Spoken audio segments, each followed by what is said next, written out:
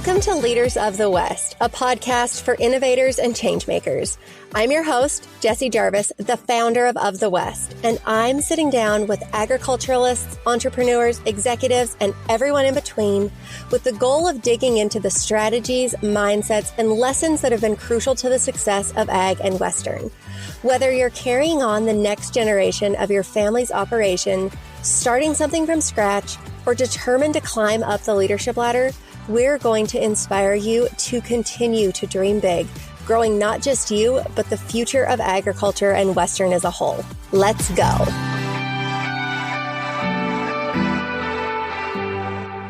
Well, hello, you guys. I'm excited to have you here for this week's episode of Leaders of the West. I'm always excited to have you, but today's conversation is with the one and only Tyson Durfey. I'm sure you guys know who Tyson is, but in case you do not, he is a world champion rodeo athlete, a speaker, entrepreneur, and he is a mental toughness expert, which is what we're going to get into today as far as our topic of conversation. I should also mention Tyson is married to Shay Fisher Durfey, and she is a talented business owner as well as a recording artist. They have 3 kids, so they are very, very busy people, incredibly successful, and mental toughness and just the general importance and power of a positive mindset is something that they are both very passionate about. I am really looking forward to our conversation with Tyson today. We're going to get into how to create a strong mindset, how to continue to be positive, especially when you are in a slump, whether that is in the arena, in business, in life, because that happens to all of us. But all of that to say, I hope you guys enjoy today's episode. Well, thank you, Tyson, for hanging out with us today. I gave a little intro earlier, but let's just get right to it. Can you tell us a little bit more about yourself, your career as a calf roper, and then how you became so focused on mindset, motivation, mental toughness, kind of where you're at now? Yeah, that's a heavy question. That's a big one. I come from a rodeo family. My dad trained roping horses. We had a small ranch in the Midwest, and that's kind of where I grew up. You know, we spent 16 hours a day, every day, riding 25 head of horses and riding through cattle and doing that. And that's really where I learned how to rope, got the mechanics of it. But it took me to a point where I was like, okay, I've learned everything I can on the ranch, on the farm with dad, but I want more. My goals are super high and I want more. And I had actually learned about like flipping real estate and all this stuff like way before it was popular on social media. And long story short, I got a book by the Rich Dad, Poor Dad guy, Robert Kiyosaki. It was Rich Dad's Guide to Investing in Real Estate. He actually co-authored it with a guy named Dolph DeRoos. Well, Dolph said that if you had real estate, you could get rich. And I was a poor country boy. So I was just like, man, this is speaking my language. So I would learn about roping. I was amateur rodeoing, but I was kind of treading water like a lot of rodeo people. You know, you win some, you lose some, you may be subsidized with horseshoeing or welding or some job that you have. And I just really wasn't getting ahead.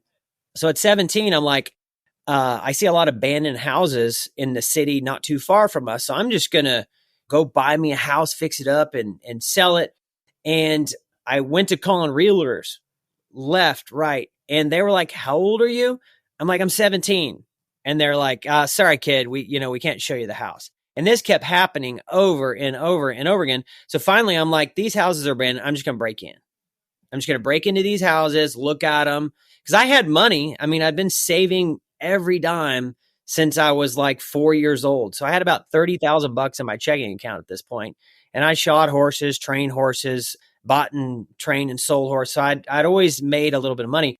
But I break into this house, and long story short, I stumble across a Tony Robbins cassette book inside this abandoned house.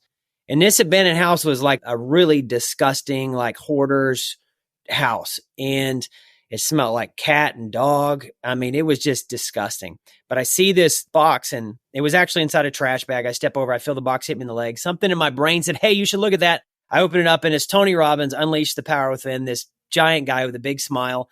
And I'm like, I like to learn, and I can't hardly read. So this is right up my alley. It's a cassette book. And so I stole it. And that's really where I started getting into like the mindset stuff, deciding that I could create whatever I wanted. I could become whoever I wanted. If I want to set my goals high, I can do that. And I dictate my future, not anybody else. And Tony was really the person that first planted that seed in my mind. Fast forward a year or so later, I left the farm, left the ranch, and went and moved to Washington State to work with a guy named Fred Brown. Fred was my I would say mental coach, but he was my mentor. He's my main mentor. He taught me a lot about mindset. My dad taught me in the mechanics. Fred taught me the mindset. And then I went on to rodeo and, make the NFR a lot of times and win a world championship, and the rest is history. So that's how I got my start. That is so fascinating. Who would think that the gem of a Tony Robbins audio cassette book? Most people listening to this, they probably have forgotten that your car used to have a slot for your cassette player. Yeah. That's where we're at. This is not an audiobook on Spotify, my friends. Yeah. This is like 1998, maybe 1990. Yeah, around 1998. But here's the thing. It planted a seed in my head. I can do whatever I want to do. I can create the kind of life I want.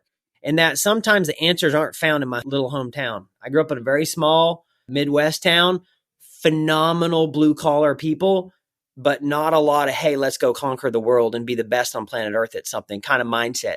And I had to go seek that out. And when I met Fred Brown in the Northwest, this guy spoke my language. Nothing was too big for him. Like, he was just the most optimistic person I'd ever met, and that attracted me to him. When I was rodeoing up there, he offered me to stay at his ranch. And this is a lesson for anybody that's trying to rodeo or trying to make it.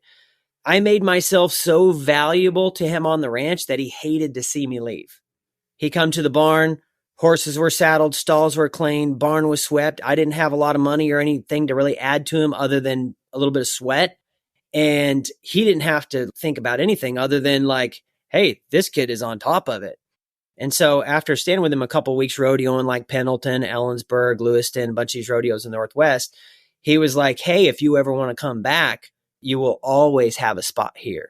And I moved back to the Midwest, lost my life savings rodeo and started a welding business. I built it and sold it to my partner, and I called him up. I said, Fred, I want to get as far away from here as I possibly can. And you're 1,700 miles away from my hometown, and I'm a young man. I want to come work for you. So he signed me up $1,500 a month. I was a ranch hand. It was the best thing that ever happened to me. Okay, so you talked a little bit about how Tony Robbins in that cassette was really your first, putting the toe in the water of like motivational mindset. But were you somebody who had a naturally positive mindset, or is that something that you've really had to cultivate over time? Well, it's a little bit of both. I'm a little bit all over the place. Anybody that's close to me knows that. They know I'm an idea junkie. I'm super up or super down, right?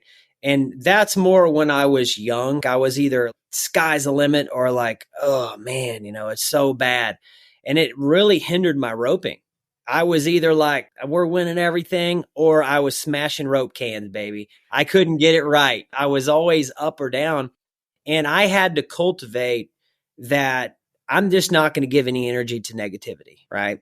My parents, great people, but they didn't work out. A lot of arguing and fighting and a lot of stress from money. Anybody that's grown up on a small ranch knows the stresses of losing the ranch and not being able to make the payments and cattle dying. And it's just hard. It's a hard life. And so I had to just really focus on not giving any negativity, any energy. Because the thing about negativity is it grows a lot faster than positivity. Anything negative is going to get out there a lot faster. This girl slept with this guy. These people got divorced. This happened in the news. The stock market did this. That stuff grows so much faster. And so I had to really teach myself, hey, we're not going to fall into that narrative because it's literally controlling the way that I think. And I had to cultivate it. It took a lot of time, a lot of effort. I had to edit some relationships, like with people that I hung out with, I couldn't hang out with anymore. And it wasn't easy, but something anybody could do. Ooh, you bring up a good point in people that you're hanging out with. And there is a whole lot of truth to that idea that you are the sum of the 5 people that you spend the most time with. And I think that is a valuable exercise for those of you who are listening and you're thinking, man, where's a good place to start? Evaluate the people that you're hanging out with. And I know especially for those of you who are on like family farms and ranches or in a family business, it's hard to step away from family, especially when that is the person maybe that's draining you down. So figure out how to set up a boundary of some kind to where you can't take them out of your life, but you can at least kind of put up a wall to where the stuff that you want to come in can, and it deflects the stuff that you don't need that kind of weighs you down. Yeah, and that's why I said edit. You can't cut your mom and your dad out of your life. You can't cut your brother, your cousin completely. And if you did, it would be super awkward. I mean, you see them at Christmas or Thanksgiving, it's like, but what you can do is you can limit the exposure. You can understand, hey, this person is great in this situation, so I'm going to be around them. If there's alcohol involved, you know what? I'm just going to disappear. I'm not going to let them get maybe a little bit toasted where they're going to blurt out or say something to me. So just edit those relationships and it'll take you a long ways. Oh, absolutely. Okay. So when you were rodeoing, at what point did you really realize that having a positive outlook and a strong mindset was so crucial to your success in the arena? And what really flipped that switch for you? Or was there a moment? Yeah. So when you're rodeoing, everything is based on momentum. That's why you see guys like, this guy's just winning everything and this guy can't win anything. Right. And sometimes you're on top and you're kicking ass, and sometimes you just are scraping the bottom of the barrel. And it's all created with this. The 6 inches in between your ears is everything when you're rodeoing. Okay. And I don't care what event you're in, if you're bull riding, roping calves, whatever. So here's a situation. You haven't won anything in 4 rodeos. Okay. Walk up to the 5th rodeo. Somebody says, man, I can't believe that calf kicked you, or you broke that barrier, you bucked off that bull at 7.9, or you hit that barrel. And they go and they say that. Now, you as a rodeo athlete have an opportunity in this moment. You can either say, yeah, it's been really tough. It's been so bad. I can't believe that calf kick. Can't believe I hit that barrel. And you can dig your hole deeper, or you can minimize it in that moment and say, yeah, that happened, but this is a new day. I'm ready to go kick butt today. My horse has been working so awesome. I made this adjustment. I did this, and now I'm ready to go kick some ass. And what happens is we get caught up as rodeo athletes in these little veins. Oh, your horse hasn't been working. Yeah, he's been struggling with his hocks, or he needs to be injected, but I get to 5. So you dig the hole deeper instead of finding a solution. When you find a solution, you take control of the situation. You don't let the situation control you. And so it's like that with rodeo. That's why for my rodeo career, I was able to consecutively make the national finals year in, year out for a long time, was because I would always limit what people said to me. I wouldn't fall into their narrative. On the flip side, holy crap, you're drawing awesome. You're top of the ground. You're riding all the bulls. You're winning everything. It's easy to ride that wave up, right? But it's just as easy to ride the wave down. And so anytime I felt momentum start to leave me as an athlete, I would recognize, what's my thoughts? Am I thinking proactive, or am I thinking negative? Am I falling into a narrative of what everybody else is saying? Do I need to do something technically to change to be able to get back on top again? Early on in my rodeo career, I would go to like 10, 15 rodeos and not win anything, and then win everything. But later on, I started rodeoing less and less and less, going to the big ones, but my win percentage went through the roof. And all it was this. It was literally this right here. And it's the number one thing that rodeo athletes need to work on, and nobody does. They think that just going to the practice pen again for the 27,000th time is going to fix their problem. And it breaks my heart, because I see people who are on the bubble of being great for 10 years and they never make that shift, when all it was here. It wasn't this. It wasn't the mechanics. It was right here. I learned it very early, and it literally saved me, because I'm average in every aspect. I'm not the biggest. I'm not the tallest. I'm not the fastest. I'm not the strongest. I'm good. I'm okay. But I was able to win far above my physical ability just because of my mindset. Okay, on that topic, because I think that it's very similar to the ratio of when people want to lose weight or work out or get stronger. 80% is your diet, 20% is the gym. But everybody goes to the gym every day, and then they wonder why they don't see results. It's because the diet is the bigger piece of that people aren't putting into play.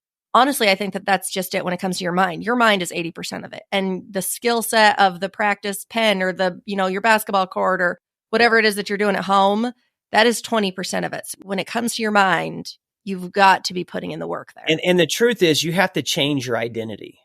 You have to change the way that you see yourself to be able not to fall into these narratives. The reason people will go to the practice pen and train, or go to the basketball court, or go to the gym, is because it's physical. And they think physical always leads to mental.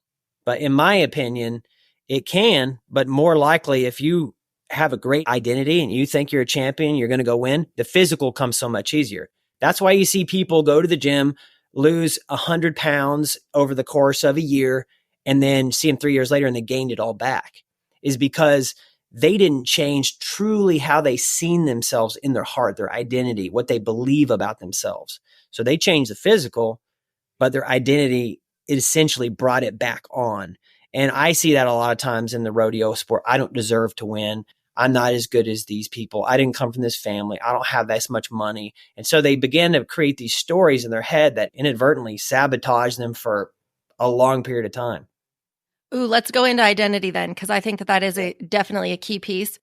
How can somebody recognize that maybe they don't have a strong self-identity or they're not like a positive mindset of their identity? Think about the way that you think.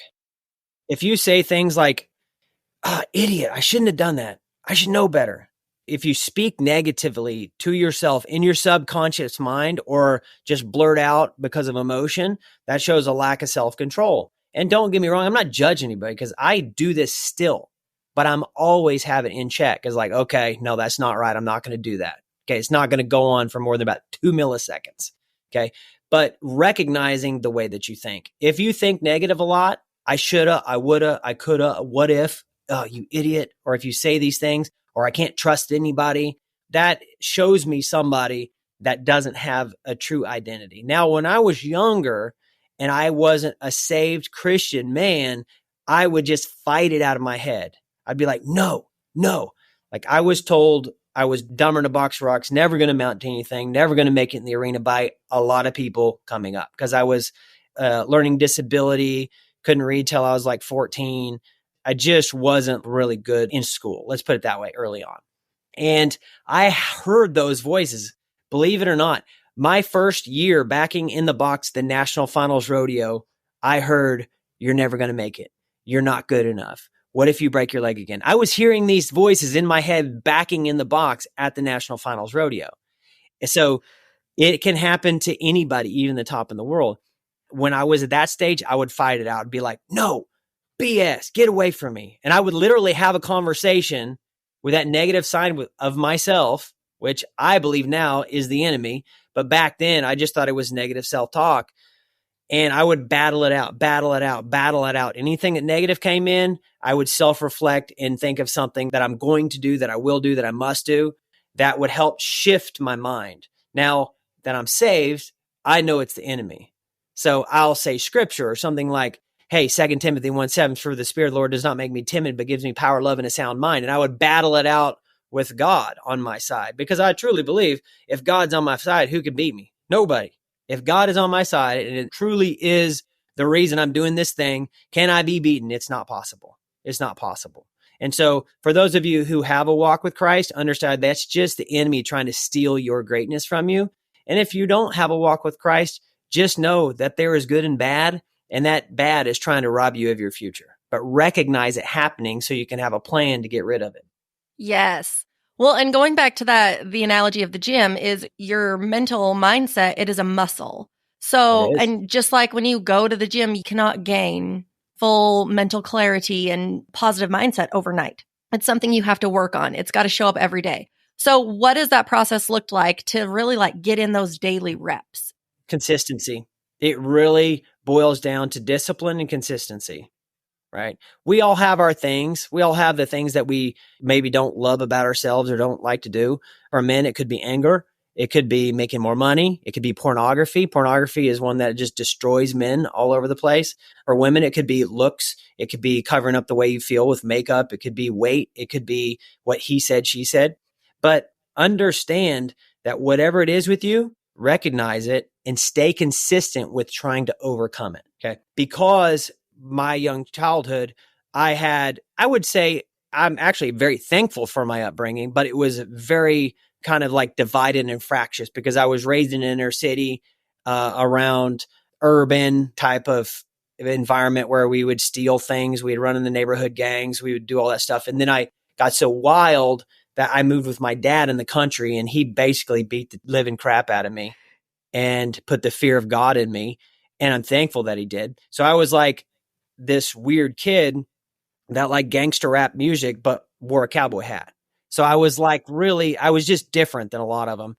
And I think that through consistency, staying hooked, you will develop a mental muscle that says like, I can do this.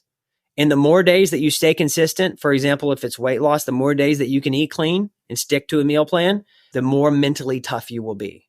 You will never get mentally tough taking the easy road. It has to be the hard road. Okay. Now you can get motivation quick and easy. You can get encouragement quick and easy, but discipline is essentially what builds mental toughness. And if you cannot be disciplined, you're just going to be rocking around in reaction mode, being angry at every person and the person that's like has always been wronged. And I don't think that you want that as a human being. I think you want to be successful and to be a winner and to be a light for other people to say, hey, if they did it, I can do it too. Oh, yes, you are spot on. Okay, let's go back to rodeo. I know we touched on this a little bit, but when you really are in those slumps and you have backed into the box and you have not won a rodeo in a month, or if you are on the ending side of a business deal for what feels like month after month, right? You can really get in your head. How do you turn those slumps around? Because the reality is we all get in slumps. Yeah. So 100%. whether you're in one now or you're not, if you are in one now, here's some advice to kind of get you through it. If you're not in one now, save this, because I hate to tell you this, but at some point you're going to need it, unfortunately. Yeah. I mean, it's really simple. My dad taught me this many years ago, riding horses every day. Go back to basics. Go back to basics. What are the fundamentals that got you a little bit of success, that given you a little bit of success? Go back to basics. Tyson, you're missing your hui, you're missing calves, everything's going wrong. Go back to basics. Slow down. Go back to basics. Take the judgment, take the fear, take the regret, take all that crap and throw it in the trash can. Go back to basics. Sometimes we got to slow down and speed up. Definitely in my sport of calf roping, smooth is fast and fast is smooth. The smoother you can be by executing the basics, amazing, will get you out of that problem. In business, if you're upside down because you tried to expand too fast, go back to basics. In rodeo, if you're trying to force it to happen, trying to force the win, go back to basic. And my dad always said, he said, winning, son, will always take care of itself. If you execute the fundamentals properly, winning always takes care of itself. And to be honest with you, I've had a lot of failure. Define a slump. What does that mean for you, right? Jessie, what does a slump mean for you? You tell me. Go. Oh, man, like months and months of what feels like losses. Yeah, not winning. But to a 13-year-old, it could be 2 rodeos not winning something. Or it could be, you understand what I'm saying? So, absolutely. What is a slump is different for everybody. Okay. So when you feel the momentum start to leave you, your joy start to leave you, winning start to leave you, whatever it is, when you feel it start to go away, go back to basics. Back off a little bit. Do what got you there in the first place and get all of the judgment, all the emotions, all the noise, all that crap out of your head, because what creates the slump is the emotions. It's the negative feelings that you have that dig the hole deeper. And it's real simple. My dad's a 75-year-old cowboy. I've never seen him without a cowboy hat, boots, spurs on. And he just says, go back to basics, son. And that's the truth. But in the moment, it's hard to do because we're crowded by all the noise. Oh boy, is it ever. Well, that's one thing though. On the flip side, we've been talking a lot about like defense mechanisms, right? So when you're in this spot, how do you get out of it? But let's flip it a little bit and talk about when you are in that point of momentum, right? Because opportunity is not a lengthy visitor. And when opportunity is there, you have got to strike while the iron is hot. So how do you really recognize like, okay, this is momentum. I need to keep building on it and adding to it. So here's the deal with momentum. It can come and it can go very fast, but how you keep it is through consistent effort, through consistent win. So what's your audience mostly? Do you know? Yeah, we have honestly a ton of Western sports people. So definitely rodeo is something I can use rodeo. All right, perfect. So when you feel that you're winning and you're doing well, you don't need to put any added pressure on yourself. Now, added pressure is what kills momentum. Hey, if you only win at this next rodeo, then you could be number 1 in the world. Your friend comes up and tells you. The barrel racer friend comes up and says, your horse has been running great. I hope it lasts. Remember back, 3 months ago when you hit that barrel to win Cody, Wyoming? And people throw this stuff on you and they don't mean to, some of them. Some of them do, right? Some of them do. But sometimes parents, friends, they throw this stuff on you, whomever, because they're scared. They're happy for you, but they don't want it to end. And by doing that, it sabotages. So what you have to do is you have to guard it. You have to guard it. You have to understand that you can apply more risk in momentum than you can when you're in a slump. But it can't be so much risk where you do something stupid. For example, if you're a roper, if your momentum is high, then you could push the barrier a little bit more. You could take one less swing. You could try a wrap and a hui, but you wouldn't want to try to like drop 3 coils and try to just throw to the knot on every calf. No, you apply a little bit of risk through a little bit of reaching, a little bit on the barrier, but you don't just throw your rope to the wind. And it's the same thing in business. If you're winning a little bit, like for example, Facebook ad spend is something that I look at very much as like rodeo. This may not resonate with my rodeo people, but this for sure will resonate with some business owners, hopefully. So Facebook ad spend is like this mysterious thing where you can put like $1,000 in and get no money back. Or you could put $1,000 in and you could get $5,000 back. And so watching it and understanding where the money's going, how long people are watching your ads, what they're clicking on, what they're not clicking on is very, very important. And it really, to me, relates so much to momentum in the rodeo business because you have to watch it like a hawk. You have to guard it, okay? Away from sabotage of yourself, self-sabotage. Sometimes we do it ourselves. Oh, it's been going so good. I hope it stays this way. Gosh, or maybe you feel like you're winning a little bit more than you are capable of. Like this happened to me a lot, that I would start winning because my mechanics were so sound, but then I would self-sabotage and like, oh, man, I don't know if I deserve to win this, or I don't want this attention, or these people saying things to me. And I would self-sabotage. It wasn't until I was in my early 30s that I decided I don't give a damn what anybody thinks. I'm going to do this because I like it. And now that I have momentum, I'm going to not just hold that momentum, but I'm going to really start taking some educated risks here to get massive rewards. And when I did that, we got American championships. We got go-around wins at the NFR. We got world championships. And not only one, but I was in contention to win world championships for numerous years. But that was really because I knew how to manage the momentum, right? It wasn't that I was great or cool or anything what the cameras see. It was because I understood, got a good horse. I know how to manage the risk and manage the momentum. And it just takes time to do that. But understanding these principles is kind of like the first step of it. Yeah, there's definitely a lot of calculated risk there for sure. Okay, let's get to our rapid fire round. What's the best piece of business or personal advice you've ever been given? I think we covered it already. Back to basics. Go back to basics.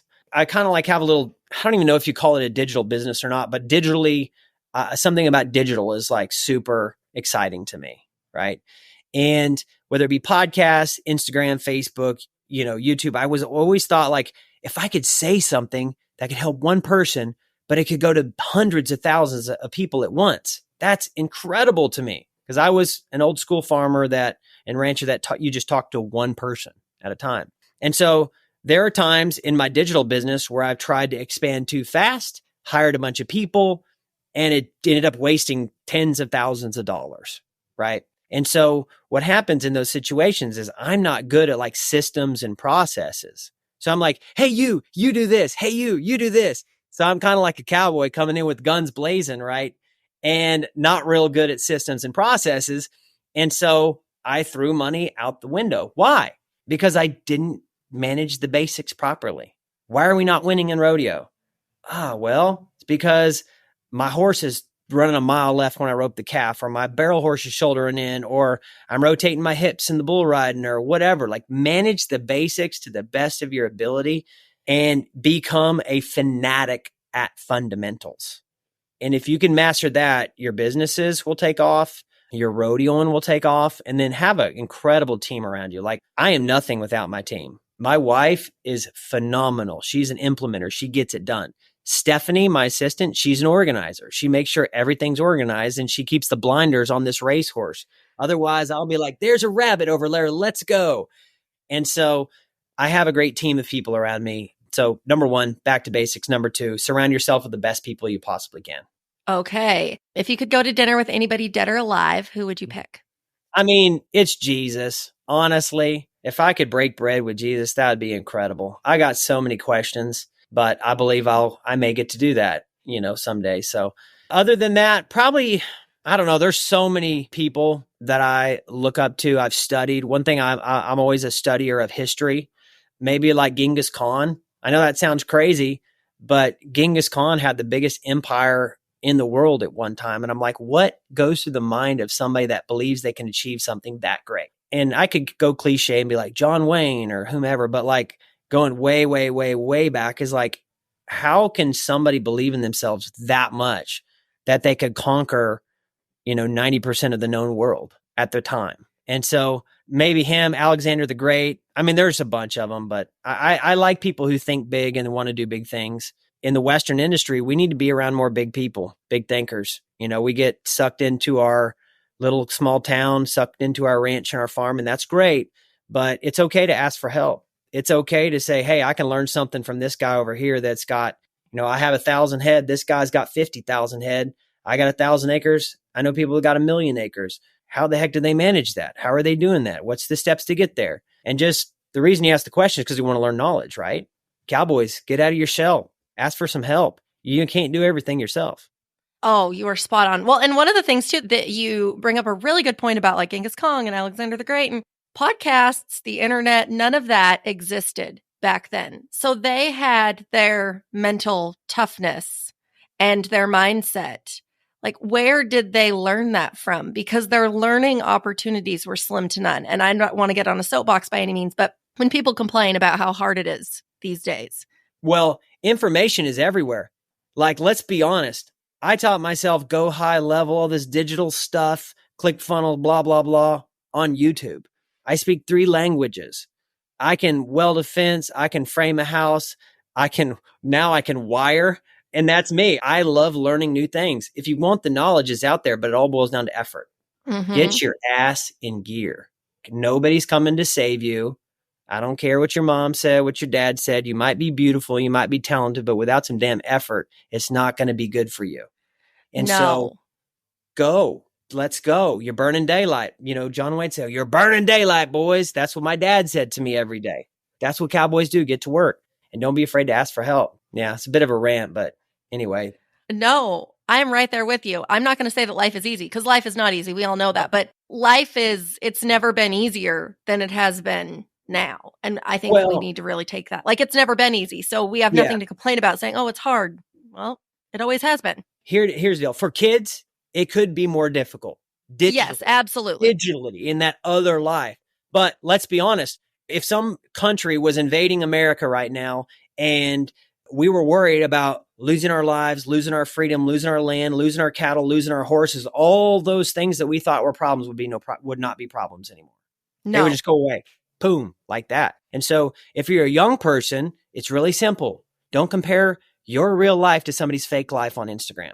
Most of that crap they put on there is a ha ha ha or a joke anyway. And I make a lot of stuff online. So don't compare yourself to anybody else. But if you're a grown up and you have a dream and you have a passion, just get your ass in gear because the information's everywhere and it's typically for free. The information's free. The proximity you typically have to pay for. So like if you want to get next to somebody who you think is a celebrity or an amazing person, you either need to add a lot of value to their life where they want you around them, or you need to pay to go to their mastermind or to their group or to their roping school or to whatever. But a lot of the information is all out there digitally for free. So if you don't have any money, just study, learn, YouTube. Okay. You get a lot of it for free. And then if you have a little money, show up at somebody's marketing conference, show up at somebody's roping school, network, meet people. And like the sky's the limit for anybody, to be honest with you. Oh, I agree. Okay. Well, on that topic, actually, we're going to digress, I guess, but tell us a little bit about No Limits Mentorship and some of the other programs that you have going on for those who are really focused in on this being the year they get their mental life in order and really upgrade their mental game.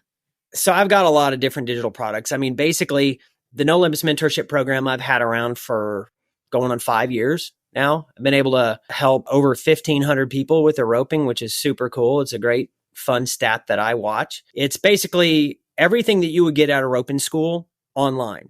So hundreds of training videos, bits, tack, blah, blah, blah, how to swing, how to throw, flank and tie, all that. Plus I do monthly run reviews where I will review your run, give you honest feedback and how to grow, how to change. And then I also do live question and answer. So like you have a horse that's got a problem in the box, you need to get it fixed.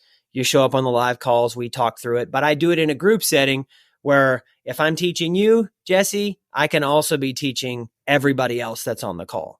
And Yes. I hate quiet learning. I hate quiet learning because if I teach you something and you're the only person that got what I taught, then I can only help you. But if I teach you something and there's 50 other people struggling with the same problem and they watched it and they learned it, now I've helped 50 people at once.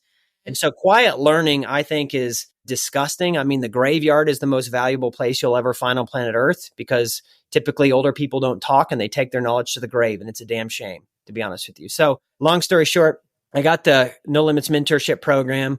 I have something called a Mental Toughness Masterclass, which is a lot of mental toughness trainings, time management, money management skills. It's like 30 training videos that are in depth, in length. I have something that's what we call a lead magnet in marketing, but it's called the Cowboy Challenge. It's an 11-day mental toughness challenge where I haze the hell out of you.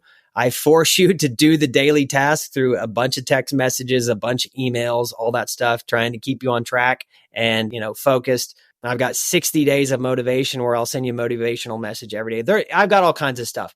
I really try to create content and assets that could help Western people be the best that they can be. And I'll be honest with you, the hardest people on planet Earth to sell mental toughness to is Western lifestyle people. They are so thick-headed. They want to learn it the hard way. They would rather go out and bang their head against the wall and do it the hard way. Like the stuff, and I've tested this, the stuff I sell to city people, they eat it up. They love it. They love the cowboy. They want to learn. But the stuff I try to teach to like people that are raised on ranches, they're like, I don't got time to do that. I got to, go feed, or I got to go doctor cattle, or I got to be out riding a horse. And I'm like, please, if you gave me 20 minutes of your day for the next 6 months, I could change your life. Like literally could change the rest of your life. So it's my personal passion is to help the mental toughness and the mindset of Western lifestyle folks, because the suicide rate of ranchers is double. It's double the national average. Why do you think that is? It's because it's getting harder and harder and harder to run ranches and to make a profit and to live. Okay. Now we're about 1.5% of the population produces all of the food for all of America. 200 years ago, it was 98% were farmers, ranchers, agriculture, lifestyle. So they're squeezing out the farmer, they're squeezing out the rancher. And to me, I think it's the people that need to be served the most. So that's why I feel so passionate about creating this stuff, because it would be far more profitable for me to go start another company or another business. But I just feel a passion to try to serve and try to help them. Where can people go find that stuff for those who are listening? DM me on Instagram. You can DM me on Instagram. If you want to literally sign up for the rope and stuff and mentorship by me, you can go to nolimitsmentorship.com. But you could DM me on Instagram and I'll hit you back. I mean, I'm here to serve. I answer every message on Instagram. So if I can help, I will. But yeah. Okay. And then where can people find you on Instagram if they aren't already following you? You can go anywhere and search Tyson Durfey and it'll pop up. There's no special handle. It's not like Fancy Pants 27 or anything like that. Just Fancy Pants 27. That would be a good one, though. I can totally see you with that. There's going to be an Instagram now, Fancy Pants 27. I just made that up. It's one of my ideas. But yeah, just search my name. It'll pop up anywhere and everywhere. But I'm here to serve. I'm here to motivate, lift, inspire, push. I am kind of one of those guys that I'll beg you. I will drag you. I will pull you. I'll kick your ass across the finish line. I won't let you cheat yourself out of life. And so whether that's in my content or in something I have, I want to help, I want to serve. Oh, well, Tyson, you've done just that today. Thank you so much for spending time with us, sitting down and just kind of peeling back the curtain on the importance of having a strong, positive, consistently learning mind and how to cultivate that into the future. So thank you. For those of you who are listening, as always, do us a favor and drop in your stories what your favorite part of today's episode was. And with that, we will see you guys back here next week. If you loved this episode, do us a favor and share it with someone else who might find just as much value in it as you did. We're on a mission to continue to grow and strengthen the future of agriculture and Western industries, and you spreading the word helps us make more of a positive impact. It also makes a big difference when you take a minute to go rate and review the show. We can't thank you enough for listening, for sharing, and for loving Ag and Western as much as we do. We'll see you back here for our next episode.